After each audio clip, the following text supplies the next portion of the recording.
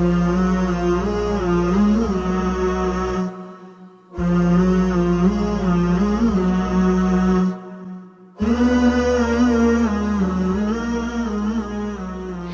बच्चों, जमात हफ्तुम रियाजी का नया सबक आज हमारा शुरू हो रहा है, जिसका नाम है सही आदात की ज़रब और तकसीम।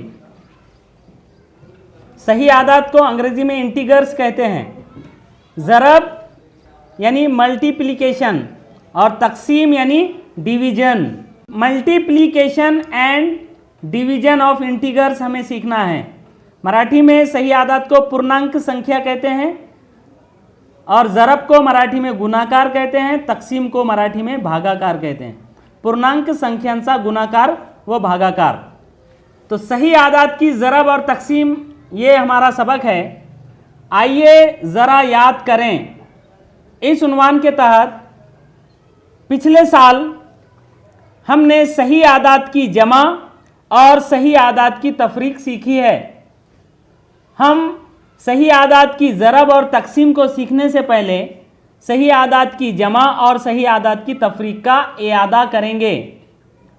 देखिए, यहाँ पर कुछ मिसालों के ज़रिए से हम सही आदात की जमा के उसूल समझते हैं।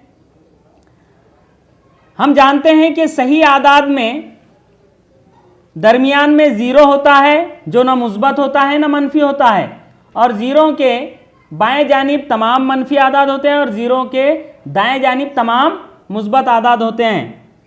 तो सही आदात की जमा करते वक्त अगर दोनों आदाद मुस्बत हो, जैसे यहाँ पर है मुस्बत 5 जमा मुस्बत 3, दोनों आदाद मुस्बत अगर हो और उनकी अगर जमा करना हो तो हम दोनों की जमा करते हैं। 5 जमा 3 8, और चूंकि दोनों भी आदाद मुस्बत है लिहाजा जवाब भी मुस्बत आता है ना।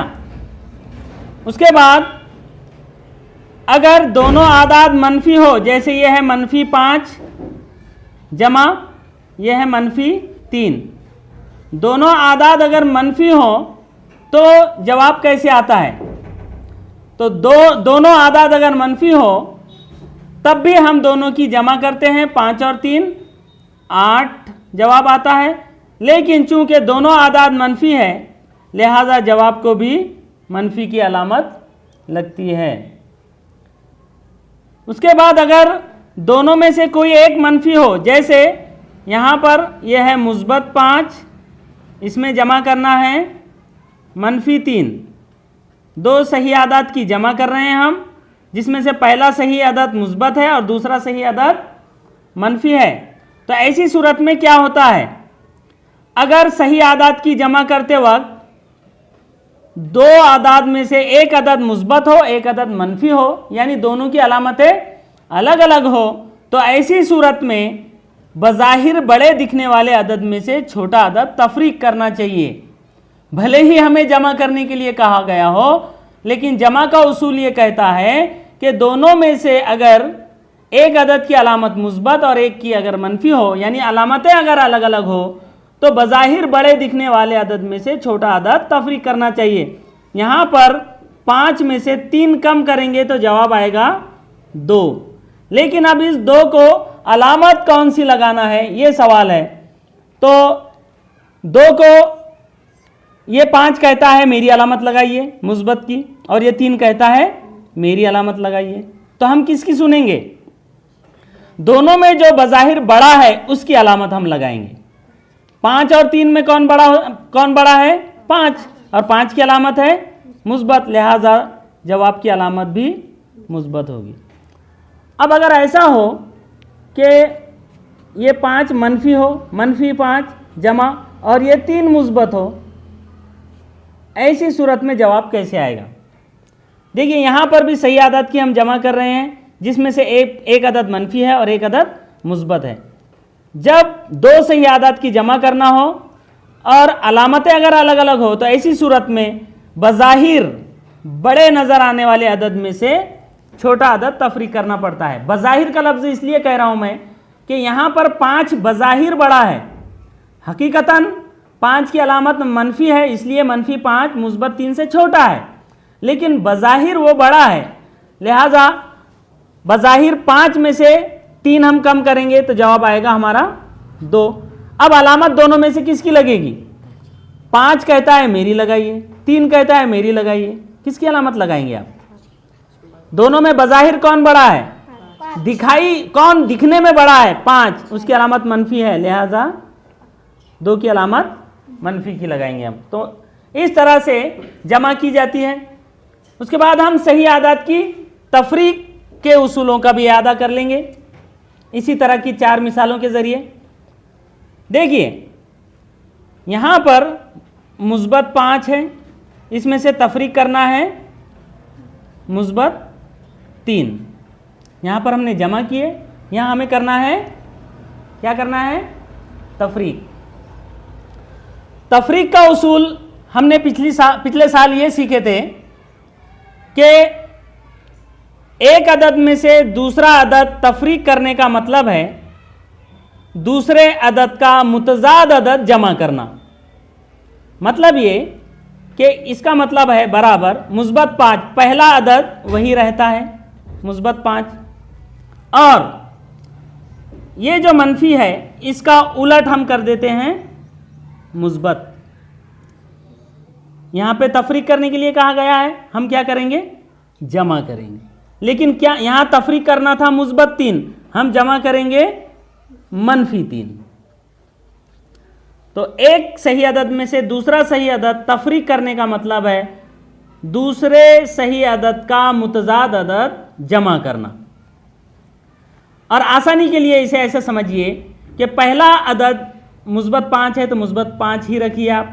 यहाँ तफरीक करना है, तफरीक का उलट जमा, और तफरीक का उलट आपने जमा किया है, इसलिए मुस्बत 3 का मुतजाद अदद या उसका उलट अदद आपको लिखना है -3। अब यहाँ पर हम कौन से उसूल से करेंगे? जमा का उसूल। जमा का उसूल क्या है? अगर अलामतें अलग अलग हो तो 5 में से 3 कम करते हैं, जवाब आता है 2। अलामत किसकी लगाएंगे? हमने तफरीक के सवाल को जमा के सवाल में ढाल दिया, अब जमा के उसूल से ही हम जवाब लिखेंगे। तफरीक करते वक्त तफरीक के सवाल को जमा का सवाल बनाकर हमने जमा की शक्ल में ढाल दिए, अब जमा के उसूल से जवाब लिखेंगे। दोनों की अलामतें अलग अलग है तो 5 में से 3 कम करेंगे, जवाब आएगा 2, और अलामत दोनों में से किसकी लगाएंगे? 5 की मुस्बत, 5 मुस्बत है इसलिए मुस्बत 2। अब उसके बाद यहाँ पर हम दोनों आदाद मनफी लेते हैं, -5 में से तफरीक करना है -3। अब यहाँ क्या करेंगे? सबसे पहले हम तफरीक के सवाल को जमा के सवाल में बदलेंगे। उसके लिए पहला अदद -5 है, -5। तफरीक को हम बदलेंगे तफरीक का उलट जमा। जैसे हमने तफरीक का उलट किए तो दूसरे अदद की अलामत भी बदल जाएगी, उसका मुतजाद अदद आ जाएगा। यहाँ पर -3 का मुतजाद मुस्बत 3, ये बदली तो ये भी बदलेगी, ये बदली तो ये भी बदलेगी। ये मनफी का मुस्बत किए थे तो मुस्बत की मनफी हो गई थी, ये मनफी का मुस्बत हुआ तो ये भी मनफी की मुस्बत हो जाएगी। अब ये जमा की शक्ल में ढल गया सवाल। अब 2 आदात की यहाँ जमा कर रहे हैं, अलामतें दोनों की अलग अलग है, ये मुस्बत है और ये मनफी है। ऐसी सूरत में 5 में से 3 कम होगा, जवाब आएगा 2। अलामत किसकी लगेगी? 5 और 3 में कौन है बज़ाहिर बड़ा? 5, इसलिए मनफी की अलामत लगेगी। पहले हमने दोनों मुस्बत लिए, इसके बाद दोनों मनफी लिए। अब हम एक मुस्बत अदद लेंगे और उसमें से तफरीक करेंगे दूसरा मनफी अदद -3। मुस्बत 5 में से तफरीक करना है -3। यहाँ पर हम इस तफरीक के सवाल को पहले जमा के सवाल में ढालेंगे। उसके लिए मुस्बत 5 पहला अदद जैसा है वैसे ही लिखेंगे, तफरीक का उलट जमा। जैसे ही तफरीक का उलट जमा हुआ तो दूसरे अदद की अलामत भी बदल जाएंगी, इस तफरीक का उलट भी हो जाएगा मुस्बत 3, मतलब इस मनफी का उलट हो जाएगा मुस्बत 3, -3 का मुतजाद अदद मुस्बत 3। अब इसका जवाब क्या आएगा देखिए, दोनों की जमा कर रहे हैं हम, दोनों की अलामतें मुस्बत हैं, 5 और 3 8, जवाब भी मुस्बत। अब चौथी मिसाल में हम पहला अदद मनफी लेंगे तफरीक, दूसरा अदद मुस्बत। ये भी तफरीक का सवाल है, इसे हम पहले जमा की शक्ल में ढालेंगे, यानी -5 तफरीक का उलट जमा और मुस्बत 3 का उलट -3। अब जमा के उसूल से सवाल हल करेंगे। -5 -3 दोनों की अलामतें एक जैसी है, अलामतें एक जैसी हो तो जमा कर लेंगे, 5 और 3 8। अलामतें एक जैसी हो तो जमा करते हैं हम, जैसे यहाँ -5 -3 5 और 3 8, -5 -3 5 और 3 8। दोनों आदात की अलामतें अगर एक जैसी हो तो वो मिल जाएंगे, दोनों गले मिल जाएंगे, और दोनों की अलामतें अगर अलग अलग हो तो दुश्मन हो जाएंगे वो एक दूसरे के, तफरीक कर लेंगे एक दूसरे में से, समझे ना। तो यहाँ -5 -3 दोनों की अलामत एक जैसी है, 5 और 3 8, और मैं भी मनफी तू भी मनफी जवाब भी मनफी। तो इस तरह से सही आदात की जमा और सही आदात की तफरीक हमने पिछले साल सीखी है, और यहाँ पर हमने उसका इयादा किया है ताकि हमें सही आदात की ज़रब और तकसीम आसानी से समझ में आए। यहाँ पर मज़ीद एक बात का खुलासा करना मैं ज़रूरी समझता हूँ कि देखिए, जैसे यहाँ मुस्बत 8 है तो मुस्बत की अलामत नहीं भी लिखे तो चलता है, तो अक्सर व बेशतर ये मुस्बत अदद को मुस्बत की अलामत के साथ नहीं लिखा जाता, मुस्बत 8 को इस तरह से 8 ही लिखा जाता है, समझे। -8 को -8 ही लिखना ज़रूरी है, मुस्बत 2 को आप सिर्फ 2 भी लिख सकते हैं, क्योंकि मुस्बत की अलामत लिखना ज़रूरी नहीं है, लेकिन मनफी की अलामत लिखना ज़रूरी है।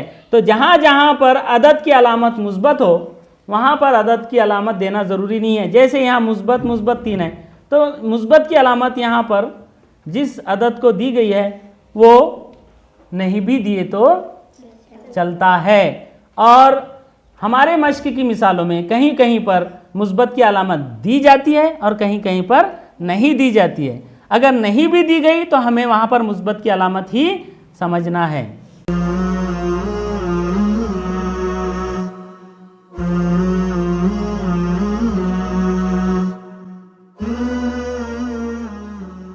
प्यारे बच्चों, सही आदात की ज़रब और तकसीम ये सबक हमारा चल रहा है। हम इयादा कर रहे हैं, गुज़िश्ता जमात में हम सही आदात की जमा और तफरीक करना सीख चुके हैं। उसका इस्तेमाल करके दी हुई खाली जगह पुर कीजिए। देखिए यहाँ पर 6 मिसालें दी गई हैं इयादे के तौर पर। यहाँ पर हमें जवाब लिखना है। जैसे पहला सवाल है 5 जमा 7, ये 5 भी मुस्बत है और 7 भी मुस्बत है, दोनों मुस्बत है। देखिए यहाँ पर ये बिना अलामत के लिखे गए हैं, और आपको मैं बता चुका हूँ कि मुस्बत अदद अलामत के साथ भी लिख सकते हैं या अलामत के बिना भी लिख सकते हैं। तो यहाँ ये 5 मुस्बत है, 7 भी मुस्बत है, दोनों की अलामतें एक ही है और उनकी करना है जमा। तो क्या जवाब आएगा? 7 जमा 5 12। Very good. और 12 को अलामत कौन सी लगाएंगे? मुस्बत। जो नहीं भी लगाए तो चलता है। ओके। उसके बाद दूसरा सवाल है 10 जमा -5। यहाँ पर जमा करना है और अलामतें दोनों की अलग अलग है। 5 की अलामत मनफी है, 10 की अलामत मुस्बत है। लिहाजा जब अलामतें अलग अलग हो तो हम क्या करते हैं? तफरीक करते हैं। 10 में से 5 कम होंगे, जवाब आएगा 5। और 5 को अलामत कौन सी लगाएंगे आप? 5 कहेगा मेरी लगाइए, 10 कहेगा मेरी लगाइए। आप किसकी लगाएंगे? 10 की लगाएंगे, क्योंकि 10 में से कम किया आपने 5। तो 10 की अलामत मुस्बत है, लिहाजा 5 को अलामत लगाने की ज़रूरत नहीं है, मुस्बत। तीसरा सवाल है -4 जमा 3। यहाँ पर जमा करना है, 4 की अलामत मनफी है और 3 की अलामत मुस्बत है। दोनों की अलामतें अलग अलग है। यहाँ पर भी 4 में से 3 कम करेंगे, जवाब आएगा 1। अब 1 को अलामत कौन सी लगाएंगे आप? 4 कहता है मेरी लगाइए, 3 कहता है मेरी लगाइए, 4 की लगाएंगे आप, क्योंकि 4 बज़ाहिर बड़ा है। ओके, चौथा सवाल है -7 जमा -2। यहां जमा करना है, दोनों की अलामतें मनफी है। क्या करेंगे आप? दोनों की अलामतें मनफी एक जैसी हो तो क्या होता है? जमा हो जाते हैं, वो गले मिल जाते हैं, वो अलामतें एक जैसी हो दोनों की तो 7 और 2 9 जवाब आएगा। लेकिन जवाब में अलामत कौन सी लगाएंगे 9 को? जब दोनों मनफी है तो कोई झगड़े की बात ही नहीं है। जवाब भी मनफी, तू भी मनफी, मैं भी मनफी, जवाब भी मनफी। ओके, 5वां सवाल है -8 तफरीक -3। अब यहां पर आपको जमा नहीं करना है, क्या करना है? तफरीक करना है। तो तफरीक कैसे करते हैं?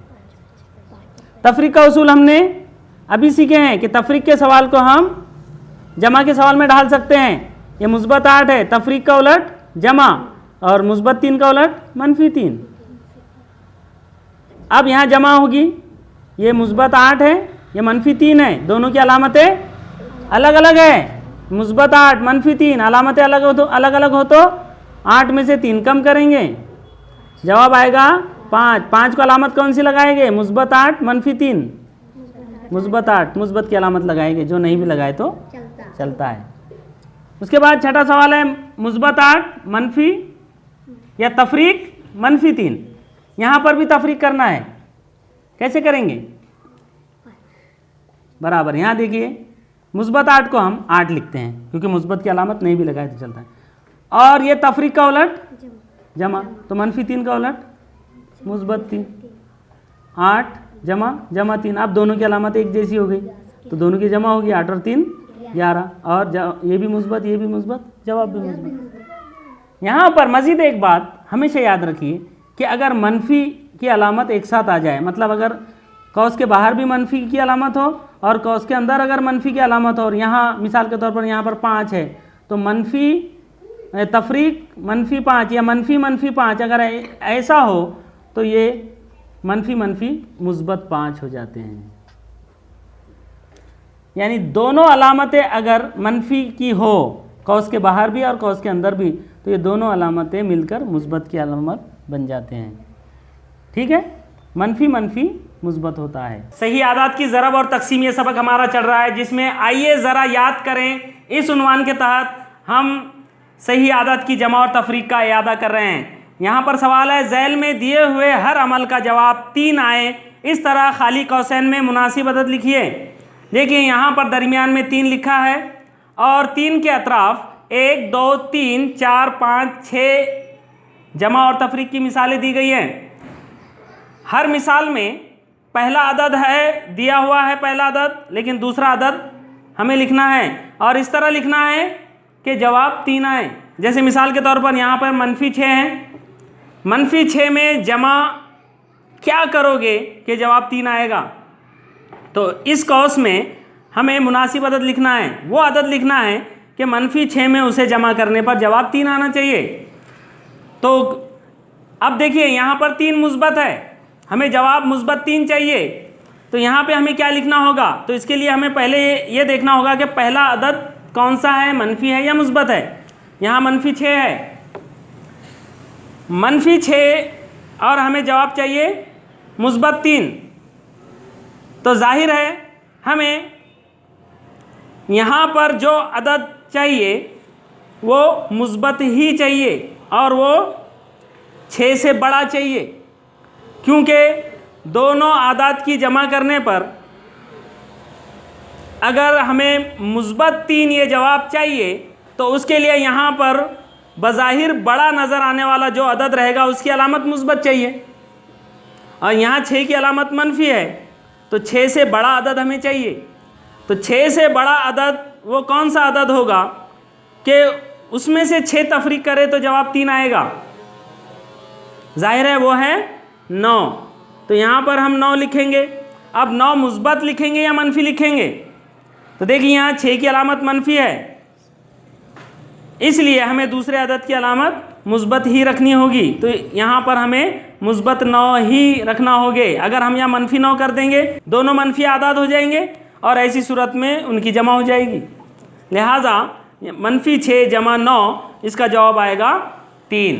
इसी तरह यहाँ पर ये 4 है, 4 में से तफरीक करना है एक अदद और उसके बाद जवाब आना चाहिए 3। तो 4 में से क्या तफरीक करोगे जब जवाब 3 आएगा? देखिए ज़ाहिर है ये 4 मुस्बत है, इसमें से अगर हम एक तफरीक करेंगे तो तब जवाब 3 आएगा। ठीक है। उसी तरह अगला सवाल है 7 में क्या जमा करोगे जब जवाब मुस्बत 3 आएगा? 7 में क्या जमा करोगे? तो जाहिर है 7 ये मुस्बत है, 7 में से हमें तफरीक करना पड़ेगा। 7 में से हमें 4 तफरीक करना पड़ेगा जब जवाब 3 आएगा। अब यहाँ पर जमा करने के लिए कहा गया है, तो हमें 7 में से 4 तफरीक करने के लिए ये देखना है कि 7 की अलामत जब मुस्बत है तो 4 की अलामत हम मनफी लगा दें। तो 7 में हम जमा करेंगे मनफी 4 तो जवाब हमारा आएगा 3, क्योंकि 7 और 4 की अलामतें अलग अलग होने की सूरत में से 7 में से 4 कम होंगे और जवाब को अलामत आएगी बड़े अदद की यानी 7 की। उसी तरह यहाँ पर मनफी 5 में से क्या तफरीक करोगे जब जवाब 3 आएगा? देखिए यहाँ पर गौर कीजिए, यहाँ पर दिया गया अदद मनफी 5 है। अब मनफी 5 में से क्या तफरीक करोगे कि जवाब 3 आएगा? हमारा जवाब मुस्बत 3 होना चाहिए, जवाब मुस्बत 3 होना चाहिए। तो जाहिर है तफरीक करते वक्त बड़ा अदद मुस्बत होना चाहिए। यहाँ पर 5 मनफी है, तो यहाँ पर जवाब मुस्बत आने के लिए 5 से बड़ा मुस्बत अदद हमें लगेगा 8। Very good. 8 में से 5 हम तफरीक करेंगे तो हमें मुस्बत 8 चाहिए। तो यहाँ पर अगर हम 8 लेंगे तो ऐसी सूरत में मनफी 5 मनफी 8 इनकी जमा हो जाएंगी और मनफी 13 हो जाएगा। ये हमें 8 मुस्बत होना चाहिए, जबकि ये तफरीक की अलामत 8 को मनफी कर रही है। तो ऐसी सूरत में हम 8 मुस्बत 8 के बजाय यहाँ पर मनफी 8 अगर लें तो ये मनफी मनफी मुस्बत हो जाएगा। 2 अलामतें जब एक साथ आती है मनफी मनफी तो क्या हो जाता है, वो मुस्बत हो जाता है अदद। तो यहाँ पर मनफी मनफी 8 यानी मुस्बत 8 हो जाएगा, यानी अगले स्टेप में ये बराबर हो जाएगा ये मनफी 5 मनफी मनफी मुस्बत 8। ठीक है। तो इस तरह यहाँ पर 8 में से 5 तफरीक होंगे और जवाब आएगा मुस्बत 3। तो यहाँ पर हमारा मनफी 8 आना चाहिए। उसके बाद है मनफी 8 में क्या जमा करोगे कि जवाब 3 आएगा? तो देखिए ज़ाहिर है यहाँ पर 8 की अलामत मनफी है, तो हमें यहाँ मुस्बत अदद चाहिए जो 8 से बड़ा हो और उसमें से 8 तफरीक करने पर जवाब 3 आए। तो वो अदद है 11। 11 में से 8 तफरीक हो गए। अब 11 मुस्बत ही रहने दे तब भी 3 आ रहे हैं। देखिए ये मुस्बत 11 जमा 11 जमा मुस्बत 11 और यहाँ 8 की अलामत मनफी है, 11 की अलामत यहाँ मुस्बत है। 11 में से 8 कम हो गए, जवाब 3 आएगा और 11 बड़ा है इसलिए 11 की अलामत लगेगी मुस्बत। यहाँ पर 9 में से क्या तफरीक करोगे कि जवाब 3 आएगा?